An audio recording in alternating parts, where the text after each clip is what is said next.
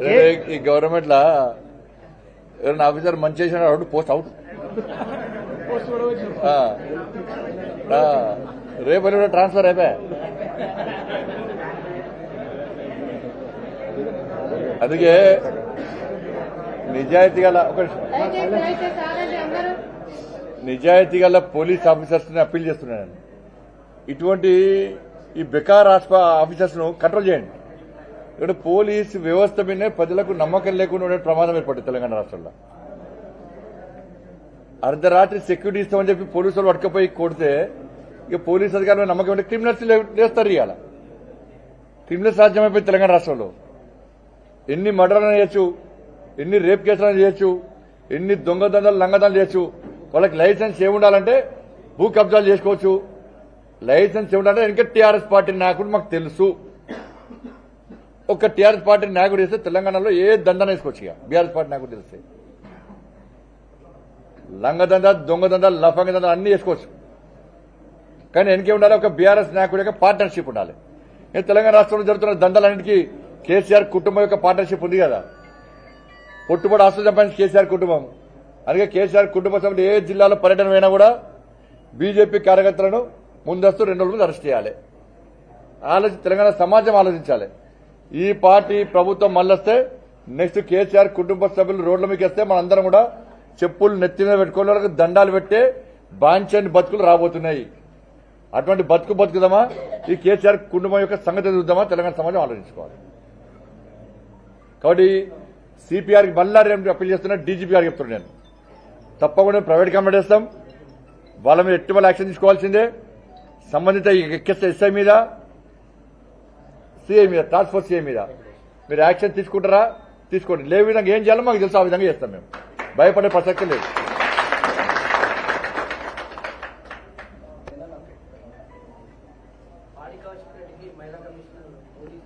ఒక వ్యక్తి మనకి వాళ్ళ గురించి నా నోరు మంచిది, నా నోరు ఖరాబ్ అవుతుంది, అని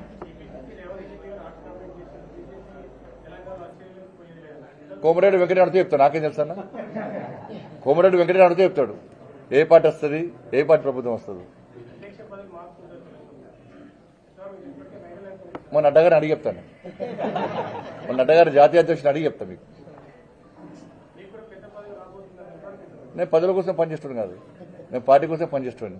నేను అనుకుంటే పదవి రాలే, పార్టీ కోసం పనిచేస్తాను. అధిష్టానం ఏ నిర్ణయం తీసుకున్నా నా బిస్తర్ రెడీ ఉంటుంది ఇప్పటికి. అధిష్టానం ఏ నిర్ణయం తీసుకున్నా కూడా దానికి కట్టుబడి ఉండేటువంటి కమిట్మెంట్ తో పనిచేసేటువంటి కార్యకర్త బండి సంజయ్.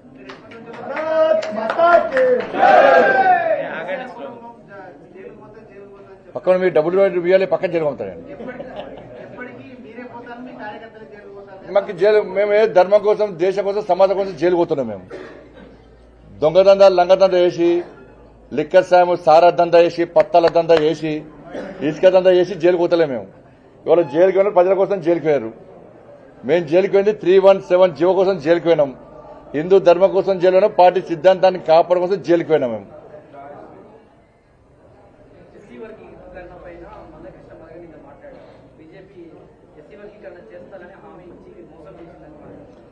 ప్రభుత్వం చూస్తున్నాం, దాని విషయంలో మా దృష్టికి వచ్చింది. ఆది నాయకత్వంతో మాట్లాడాము, ఎంఆర్పీఎస్ కార్యకర్తలతో కూడా మాట్లాడాము. కానీ ఆ ప్రయత్నం జరుగుతూ ఉన్నది. అది ఒకసారి భారతీయ జనతా పార్టీ ఒక్కసారి హామీ ఇచ్చిన తర్వాత వెనుకడు వేసే ప్రసక్తి లేదు.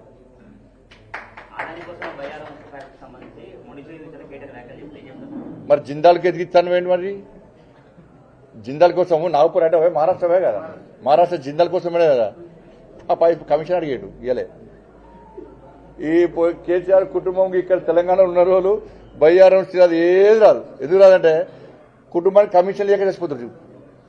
సిగ్గున్నారు కొంచెం, మోరా అర్థం కాదు. మొన్న ఒక ఆర్టీఏ కార్యకర్త ఆర్టీఏ కింద ఒక లెటర్ పెట్టాడు. బయ్యారం ఫ్యాక్టరీకి సంబంధించి మీ విధి విధానం లేని అని చెప్పి ఒక లెటర్ పెట్టాడు. కేంద్ర ప్రభుత్వం స్పష్టం చేసింది, లిఖిత పూర్వకంగా స్పష్టం చేసింది.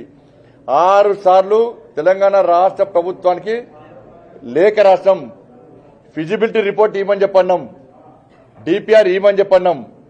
ఇంతవరకు ఇస్తలేరు. మరి దానివల్ల ఆగిందా, దీనివల్ల ఆగిందా? మరి వీళ్ళు అయ్యా అని చెప్పిండు. మీ అయ్యా ఎలక్షన్ అప్పుడు ఏం చెప్పిండు? కేంద్ర ప్రభుత్వం పోటుగా తీసుకోనక్కనే కేంద్ర ప్రభుత్వం సహకరించి తెరుస్తాను ఎదురెత్తలేడు.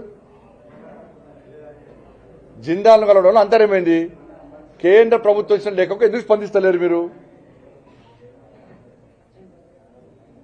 ఇక అలవాటులకు ఏంటంటే ఒకసారి బయ్యారం అంటారు, ఒకసారి కేంద్రం నిధులు ఇస్తలే అంటారు. కేంద్రం నిధుల విషయంలో మొన్న నిర్మలా సీతారామన్ స్పష్టం చేశారు. స్పష్టంగా పూర్తిగా వీళ్ళే సవాల్ చేశారు. ముఖ్యమంత్రి సవాల్ చేశారు, సిద్ధమని రాజీనామా సిద్ధమని చెప్పి. ఏడా మర్చుకొని మన ప్రగతి మనం అన్నాడు. సవాల్ స్వీకరించడం ఎందుకు మర్చుకొని ప్రగతి మనం అన్నాడు ముఖ్యమంత్రి రెస్ట్ తీసుకుంటాడు.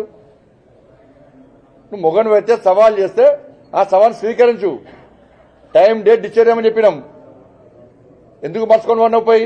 ఎందుకు చేతనైతే లేదు అంటే 100 సార్లు అబద్దాన్ని చెప్తున్నా నిజం అనుకుంటారని వాళ్ళ భ్రమలు ఉన్నారు.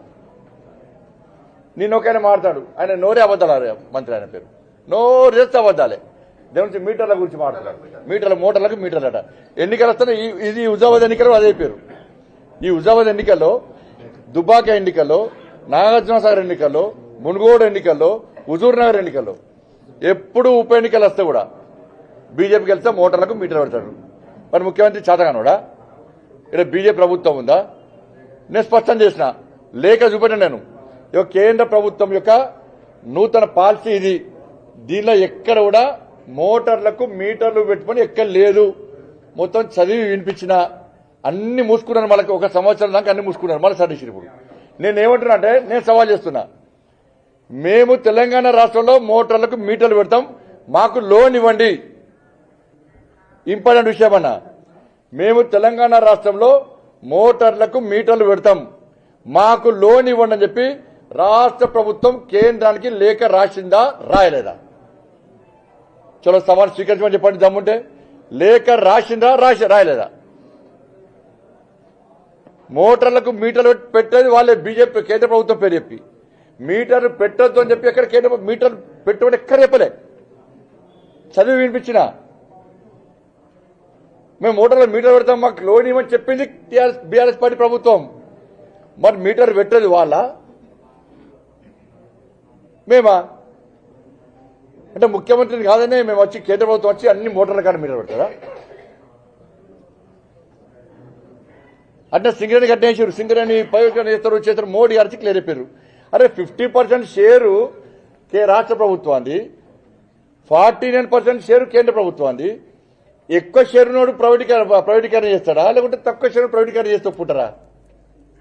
అంటే ఏది పడితే ఏంటంటే వాళ్ళు ఇచ్చిన అభివృద్ధి మీద చర్చకు సిద్ధంగా లేరు. వాళ్ళు అనేక సందర్భాల్లో సవాల్ చేసిన నేను, బీఆర్ఎస్ పార్టీ ప్రభుత్వం రాష్ట్ర ముఖ్యమంత్రి ఎన్నికల సందర్భంగా, ఎన్నికల తర్వాత నువ్వు ఇచ్చిన హామీల మీద చర్చకు రా, చర్చ పెట్టు.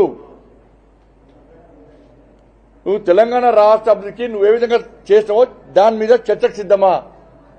ప్రజలు కావాల్సింది అదే. నేను ముఖ్యమంత్రి చేస్తే నువ్వు ఏం చేస్తావు తెలంగాణ రాష్ట్రానికి, తెలంగాణలో ఏ విధంగా అభివృద్ధి చేస్తావు దాని మీద చర్చకు రా.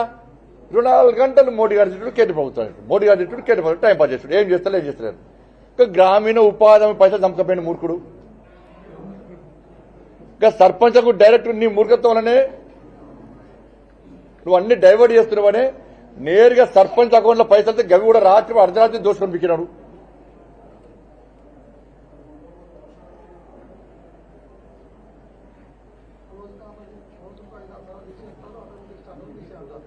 ఆటోమేటిక్ సార్లు తీసేయమంటారు. వాళ్ళు కరెంట్ కట్ చేస్తారు. మోటార్ రాలిపోతున్నాయి, లో వోల్టేజ్. ఇంకెవరైనా పోటీ 24 గంటలకు దేశాన్ని ఉద్ధరిస్తాడు. నేను అమెరికా వాళ్ళు వచ్చి, లండన్ లో వచ్చి చూస్తున్నట తెలంగాణ రాష్ట్రంలో 24 గంటల కరెంట్ ఇవ్వాలి. ఇక్కడ ఇంతవరకు ఎవరికి వస్తుందా 24 గంటల కరెంట్? ఇప్పుడే వచ్చింది. ప్రగతి వాళ్ళు మంచిగా చల్లగా ఉన్నాడు. కిందకి చేస్తే పైన వేస్తే మంచిగా సాయంత్రం చల్లగా కూర్చుంటాడు. 10 జెండాలు పెట్టుకున్నారు. హై ఉంటుంది. ఈయనకి ఏం కడుతుంది? అంటే జల్సా చేస్తుండే రాష్ట్ర ముఖ్యమంత్రి కుటుంబం. బయట కరెంటు పోయి నీకేం తెలుస్తుంది? బయట నీ ప్రగతి భవన్లో, నీ ఫామ్ హౌస్లో జల్సా చేస్తున్నావు. బయట కరెంట్ లేదని నువ్వు అనుకుంటున్నావు. కరెంట్ ఉందనుకుంటున్నావు. నువ్వు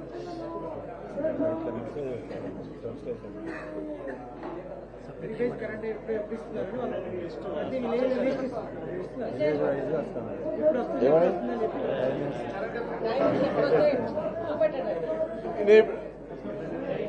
ఎలక్ట్రిసిటీ సిబ్బంది అధికారులే మెసేజ్ ఇస్తారు కరెంటు విషయాలు. మరి కరెంటు పోతనే ఎట్లాంటావు నువ్వు? ప్రతి ఒక్కరు మెసేజ్ ఇస్తున్నారు కరెంటు విషయాల్లో. ఇది పాకిస్తాన్ వచ్చాడు, బంగ్లాదేశ్ అదే దానికేం చెప్తాడు మన కథ. దీన్ని మళ్ళీ వెళ్తారు దీనికి.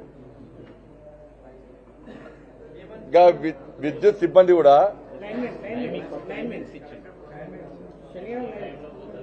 ఏ టైంలో పోతే కరెంట్ డీటెయిల్స్